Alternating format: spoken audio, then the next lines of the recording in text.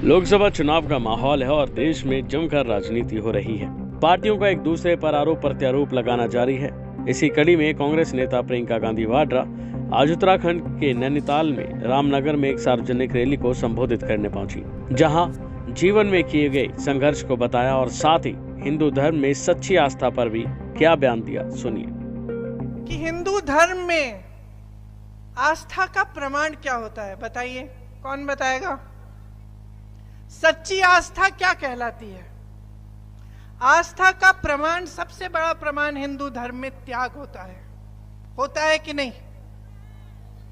सच्ची श्रद्धा तभी होती है जब कुछ इंसान कुछ त्यागता है उसके लिए।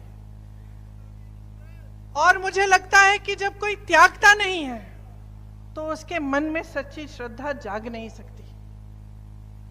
मैंने त्याग देखा है। आप यहां इस प्रदेश से सरहद पे जवानों को भेजते हैं, अपने बच्चों को भेजते हैं शहीद बनने के लिए। शहादत आप समझते हैं। मैं 19 साल की उम्र में अपने पिता की टूटी हुई लाश अपनी मां के सामने मैंने रखी। मैं शहादत को समझती हूं और मैं त्याग को समझती हूं। कितनी भी गालियां दें ये मेरे परिवार को, उस पिता के लाश की अगर ये अपमान करें, उस शहीद पिता का अपमान करें, हम चुप रहते हैं, क्योंकि हमारी आस्था नहीं टूटती इस देश में, हमारी श्रद्धा नहीं टूटती, इनके कहने से नहीं टूटती, क्योंकि हमने त्याग दिया है, हमने शहादत देखी है। चाहे कितनी भी गालियां दें, चाहे कितना भी करें, ये हमारे संघर्ष को समझ नहीं सकते और ये हमारी श्रद्धा, हमारे देश के प्रति प्रेम को कभी नहीं समझ सकते।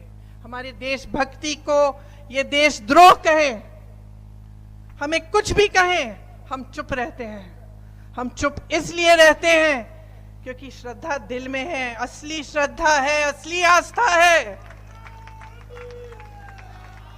नाम के लिए नहीं है, चुनावी भाषणों के लिए नहीं है, राजनीति के प्रयोग के लिए नहीं है, अपनी सत्ता के लिए इस्तेमाल के लिए नहीं है, सच्ची श्रद्धा है। इसके साथ ही उन्होंने बीजेपी पर निशाना साधते हुए कहा कि आप कब तक कांग्रेस पर आरोप लगाते रहेंगे? वो पिछले 10 सालों से सत्ता में नहीं है। बीजेपी की पूर्ण बहुमत वाली सरकार है और वो कहते हैं 400 पार, उन्हें अब और अधिक बहुमत चाहिए। वो कहते हैं कि 75 सालों में कुछ नहीं किया गया, तो उत्तराखंड में ऐसे कौशल कैसे विकसित हुए जहां से IIT, IIM और देश में एम्स आए? अगर पंडित नेहरू ने इन्हें नहीं बनाया होता तो क्या ये संभव था? बहरहाल देखते हैं बीजेपी इसका किस तरह से जवाब देती है। अभी के लिए फिलहाल इतना ही। खबरों में बने रहने के लिए देखते रहिए वन इंडिया हिंदी।